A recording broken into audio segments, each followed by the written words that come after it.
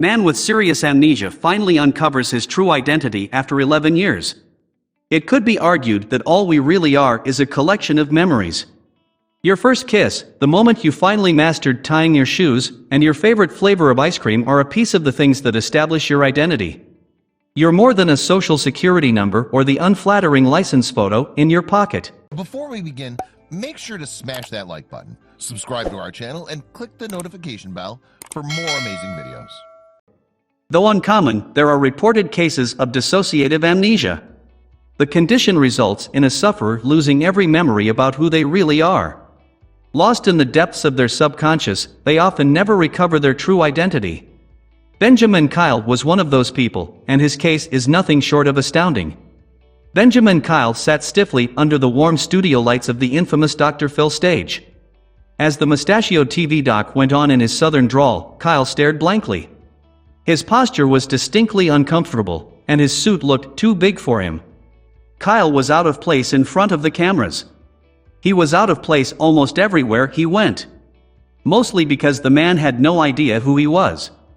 Not figuratively or in a philosophical sense. He was not trying to find himself in a yoga retreat way.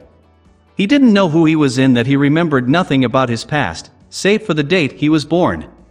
He didn't know his real name, where he was from, or any members of his family. Even his earliest memory was disconcertingly recent. In the summer of 2004, an employee at a Burger King in Richmond Hill, Georgia, noticed a naked man laying down in front of the restaurant's dumpster. He had a bad sunburn, and his body was crawling with angry fire ants that left behind crimson bites on his skin. The police were called, and the man was taken to the hospital to be evaluated. An incident was filed, citing the man as a vagrant. Despite his dire appearance, doctors confirmed the middle-aged white man was in good health. Good physical health, that is. With the exception of an advanced stage cataracts in his eyes, he was physically able. His mind, however, was a very different story. The man wouldn't speak, refused food, and began to lash out at the doctors and nurses. The man accused them of being devils and demons. He then asked to see a priest, and became even more agitated when he arrived, calling him an imposter. Based on the symptoms, he was diagnosed with catatonic schizophrenia. Following a dose of antipsychotics, he found himself at the psych ward. When they asked him questions about who he was and where he was from, he explained he didn't have a single clue. His memory offered only a fuzzy recall of very vague details. Although unsure, he thought he might be from Indianapolis. He thought he might have some brothers, but didn't know their names or faces. He remembered buying a grilled cheese at the state fair for a quarter once. Other than that, he was a blank slate. The only thing he was sure of was his birth date, August 29, 1948. That he knew for a fact. His condition was particularly odd because of how lucid and reasonable he appeared. His doctor suspected he might be faking amnesia. He had been going by the name BK. Dough, short for Burger King dough, a reference to where he was found. Eventually, he decided he thought his real name might be Benjamin. With two A's. He chose Kyle as a surname. Thus, Benjamin Kyle was born. He was declared sane and transferred to a homeless shelter in Savannah, Georgia, where lived and worked for years. He gained favor with some of the nurses who worked at the facility because he worked extremely hard. One nurse in particular, Catherine Slater, made it her mission to find out who this man really was. Interestingly, Kyle had become detached from the idea of ever discovering the truth. Instead, he buried himself in his maintenance work and sci-fi/fantasy novels. Slater became obsessed. Even with the police, journalists, online sleuths, and the FBI on the case, no one ever acknowledged knowing who Kyle was. Millions of people viewed his picture on TV screens and internet posts, but not a single lead came about. One day Slater received a call from Dr. Phil, and the pair flew out to Los Angeles, hoping their appearance on the hit show would reach anyone from Kyle's past. He told his story in front of the wide-eyed audience. One particular detail struck a chord. Kyle had recently received cataract surgery with the help of a local charity, and he described the moment he got a good look at his face in the mirror. Where he expected to see a man in his 30s, he was greeted by a much older man. He explained he had no idea he had gotten so old. The audience audibly sighed with empathy.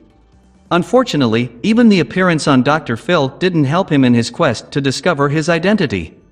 Kyle became more and more discouraged. When genealogical detective Colleen Fitzpatrick came into Kyle's life, he was in a bad place. He had left his job at the shelter because of a wage dispute. He was mowing lawns to get an income. Without a social security number, he could only work off the books. Kyle didn't exist in the eyes of the government, rendering him incapable of holding a job or receiving much-needed government assistance. Fitzpatrick thought she could help Kyle by analyzing his DNA in a different way. Using a 23andMe kit, Fitzpatrick cross-checked Kyle's DNA against a new pool of samples. The FBI had previously used their public database, but not the private one offered by the service. The results were extremely promising. Kyle shared characteristics with a family by the last name of Powell. Fitzpatrick began to reach out to the family to collect their DNA and send pictures of Kyle to see if they recognized him. After years of searching, it seemed like the answer was around the corner. That's when Kyle left. He moved from Georgia, leaving everything he knew. He cut off contact with Slater and Fitzpatrick and began walking to Florida. A police officer gave him a ride to the state line, and he found himself in Jacksonville. Kyle ended up working in a restaurant called Crazy Fish, where he washed dishes. It's hard to say why he left Georgia and the promise of finally finding out who he really was. He tried to explain his feelings to Slater. "I've been in this identity, Benjamin Kyle, for a long time," he told her. "And even if they figure out who I am, I'm probably going to feel like Benjamin Kyle." So, Kyle he was. Though people kept trying to help him. A filmmaker set up a website for Kyle, but it was another dead end. The restaurant he worked at closed down, and he lost purpose. He became more and more antisocial. It had been 10 years since his discovery, and depressing resignation was beginning to sink in. Then, out of the blue, he got a call. Genealogist C.C. Moore had found him. His name was actually William Brent Powell of Lafayette, Indiana. Writer Matt Wolf described his reaction. "I'm so relieved," Kyle said. Then he was quiet for a while, and it sounded like he was crying. This news put Kyle/Powell in contact with his brother Furman, who offered some details about his life and information about his parents and other family members. They had been searching for him for years and assumed he had died. Then came time for him to reunite with his family and return to his childhood home. Everyone was in disbelief as he greeted old relatives and friends. At first, Powell was anxious about what they would say, but he was relieved upon hearing their memories. "I said all along that I wasn't an axe murderer. And, so far, I've heard nothing to contradict that," said Powell. He decided it was best for him to return home to Indiana to be with the family he had left, particularly his ailing brother. Settling into his old life, he continued to wrestle with the duality of his identity. Slowing in bits and pieces, he remembered more about his past. "I'm worried about what the memories will be when they come back," he told writer Matt Wolf. "I'm sure they won't all be good," he said, nervously. Nevertheless, Powell continued on the long road of reconciling who he really was with the identity of Benjamin Kyle. It wouldn't be easy, but it seemed better than not knowing at all.